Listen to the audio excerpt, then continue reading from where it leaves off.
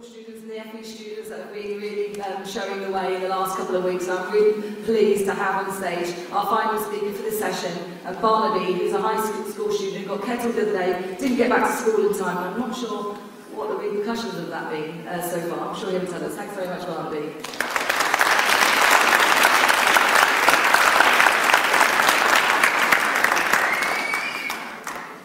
Well, I might be in detention all week, and the school might not be very happy, but we sure showed something much bigger last Wednesday.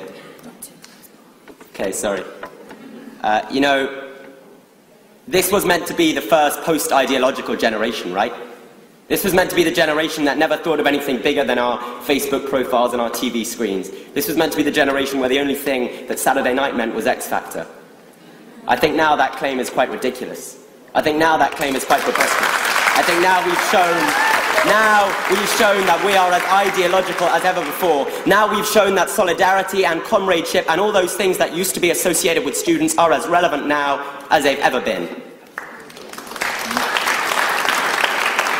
You know, the most incredible thing that happened on Wednesday, I went down, I thought I was going to go down in lunch break and then get back in time for lessons. Perhaps I should have known they'd put the guy in charge of the G20 in charge. Perhaps I should have been more concerned for my life than for whether I was going to get down for lessons. But when I tried to get out and I was told it was a sterile area by police officers standing and not letting anyone out, I thought, well, that's why we need a university education. If we don't get one, we end up in police uniforms.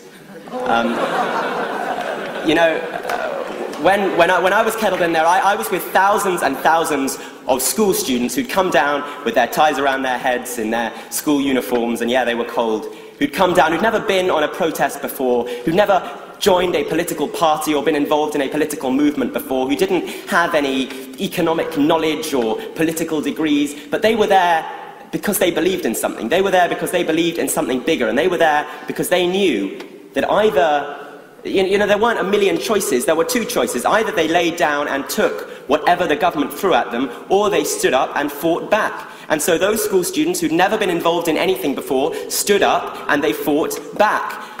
And when they were in that kettle, being kettled in by police, you know, the word went round as we were sitting, huddling around fires, sharing out what little food we had, and the word went round, people said, we know what they're up to. We know that they don't think we're a danger to the public. I'm 15 years old, people there were as young as 13. We know they don't think we're going to run riot through the streets of London. We know what they're up to. They think that if they kettle us now, we're not going to come on a demonstration ever again. Well, let the word go out from today, people said. Let the word go out about next Tuesday. Let the word go out about next week and next month and next year, that they can't stop us demonstrating. They can't stop us fighting back. And however much they try to imprison us in the streets of London, those are our streets, and we will always be there to demonstrate. We will always be there to fight. People who had always thought that the police were just those people at the other end of the telephone line to help if there was a burglary. People who'd always thought that the media were just those friendly newspaper men who were there to give them that unbalanced picture of the facts. People learnt a lot last Wednesday. People learnt a lot as they huddled round fires and then emerged from that kettle to see headlines like vandals on the Evening Standard that afternoon. People learnt a lot when a police van was left in the middle of the road so that the police could tow it away and show the whole public, look what vandals these people are. People learnt a lot.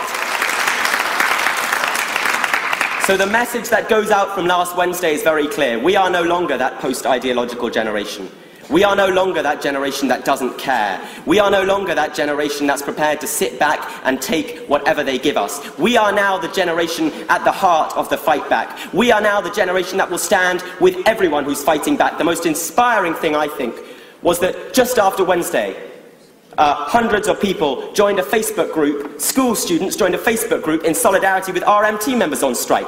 Those are people who previously thought tube strikes was something annoying because they stopped them getting into school. Now they think they've got to link arms and fight back with everyone. So we want to show solidarity with everyone who's fighting back. We hope you'll show solidarity with us and send a strong message to this government that they can't throw their cuts at us. We're going to stand up and we're going to fight back.